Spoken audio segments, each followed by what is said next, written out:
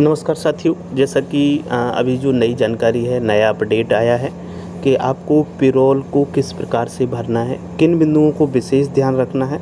तो जो विशेष चेंज किए गए वो 3 पॉइंट पर चेंज किए गए हैं। तो इन तीनों पॉइंट्स को हम लोग डिटेल में इस वीडियो में देखेंगे, समझेंगे। जब तक आपको ये समझ ना आए तब तक आप अपना पेरोल ना भरें, क्योंकि मिस्टेक हो जाएगी, फिर आपको परेशानी होगी, आपके चक्कर काटने पड़ेंगे बीआरसी वगैरह के। तो इसलिए पहले आप जानकारी पूरी कर लें। जब जानकारी आपके पास हो जाए उसके बाद में आप भरिएगा, बहुत आसानी से और बहुत जल्दी आप भर लेंगे पेरोल। तो इसमें कोई भी समस्या नहीं होगी। तो सबसे पहले समझेंगे क्या है, आखिर क्या चेंजेज हुए हैं और उन चेंज के अनुसार हमें किस प्रकार से पेरोल को भरना है। तो यहाँ पर सबसे पहले सभी प्रधानाध्यापक, इंचार्ज प्रधानाध्यापक कृपया ध्यान दें। पोर्टल पर लॉगिन के बाद पेरोल मॉड्यूल में जाने के बाद अटेंडेंस पर क्लिक करने के बाद आपको 3 विकल्प दिखाई देंगे। जैसे आप सेम पहले करते थे वैसे ही जब आप करेंगे तो आपको 3 ऑप्शन ये खुलेंगे। Extract pending leave, add unauthorised absentee और तीसरा होगा व्यू एंड लॉग अटेंडेंस।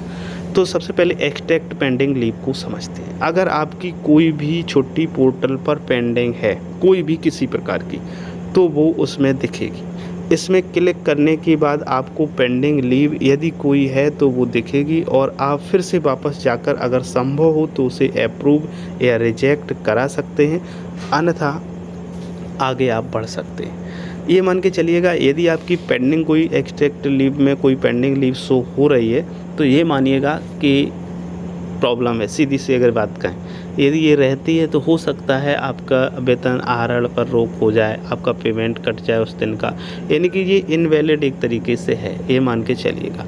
तो यदि आपकी विद्यालय स्तर पर है, प्रधानाध्यापक के यदि अंतर्गत आती है, उनके अधिकार क्षेत्र में आती है, तो पहले उनको ये तो अप्रूव कर देनी चाहिए या रिजेक्ट यदि आवश्यकता अनुसार। मान के चलिए सर्वर के कारण कोई छुट्टी पहले से पड़ गई है लेकिन वो पेंडिंग है, जैसे कोई भी छुट्टी पड़ गई है लेकिन उन्होंने छुट्टी वास्तव में नहीं ली थी, सर्वर का लेना चाहते थे लेकिन सर्वर कारण नहीं मिल पाई थी, लेकिन उसमें शो हो रही है कि छुट्टी है, तो इसको आप रिजेक्ट करवा दीजिए या फिर अप्रूव करवा दीजिए। आप अपने अनुसार उसे समझ सकते हैं। और इसके बाद में आप जब आपकी हो जाए उसके बाद में आप पेरोल को भरिएगा। और दूसरी अगर हम बात करें तो दूसरी आती है ऐड अनऑथराइज्ड एब्सेंटी। इस विकल्प में सिर्फ 2 स्थितियाँ ही है, तभी आपको भरना है। और जो पहली स्थिति इसमें बनेगी वो ये होगी कि यदि आपके यहाँ कोई भी अधिकारी या कोई भी निरीक्षण के लिए आता है और उस समय आपका कोई भी कर्मचारी एब्सेंट था, तो उस स्थिति में आपको ये भरना ही होगा अनऑथराइज्ड एब्सेंटी में। तो ये, और दूसरी ये हो सकता है कि कोई भी अध्यापक अपने हेड को बिना बताए एब्सेंट रहता है, छुट्टी लेता नहीं है, ना तो लिखित में उसकी ऑफलाइन रहती है। ऑफलाइन का मतलब सर्वर के कारण केवल ऑफलाइन आप ले सकते हैं इस समय जो स्थितियां बनी हुई हैं। और यदि वो एब्सेंट रहता है तो हेड जो हैं आपके वो भी इसको अनऑथराइज्ड में डाल सकते हैं। तो ये अनऑथराइज्ड था। उसके बाद तीसरा बिंदु सीधे आ जाते हैं तो व्यू एंड लॉक अटेंडेंस। अंत में इस विकल्प में जाकर अपने भरे हुए विवरण को अच्छी तरीके से जाँच कर फिर लॉक कर देना है। फिर नोट भी है, अगर आपके विद्यालय में ना तो किसी अध्यापक को कोई अवकाश किसी के पोर्टल पर पेंडिंग है और ना ही कोई अनधिकृत रूप से अनुपस्थित ही रहा है, तो यह पाया गया है कि सीधे व्यू एंड लॉक अटेंडेंस में जाकर लॉक कर देना है। और मुझे लगता है कि ये आप सीधे ना जाएं, सीधे आप व्यू एंड लॉक पर अटेंडेंस पर ना जाएं, क्योंकि मेरे संज्ञान के अनुसार ये सर्वर के कारण कई बार किसी टीचर ने अवकाश लेने की कोशिश की, उसमें तो सक्सेसफुल नहीं दिखाता है, जबकि कई बार ये छुट्टी पड़ जाती है। तो हम लोग अगर सीधे व्यू एंड लॉक कर देते हैं तो ये समस्या हमारे टीचर की ही बनेगी। तो एक बार चेक ज़रूर कर लें आप तीनों बिंदुओं को और उसके बाद ही लॉक करें।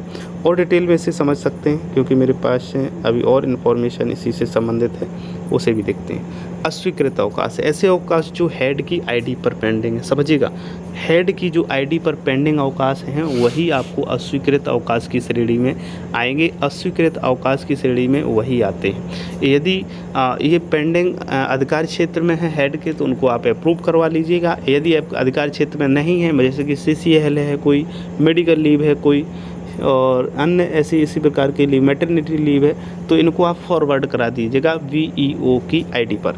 तो जब VEO की आईडी पे आप फॉरवर्ड करवा देंगे तो आपके इनकी हेड के जो आईडी है उस पर कोई भी पेंडिंग रिक्वेस्ट नहीं रहेगी। इस चीज़ को विशेष ध्यान रखना है। उसके बाद में अब आप हेड पेरोल भरने से पहले ध्यान देना है। क्या ध्यान देना है? पेंडिंग कैजुअल लीव यदि है तो वो अप्रूव कर दें।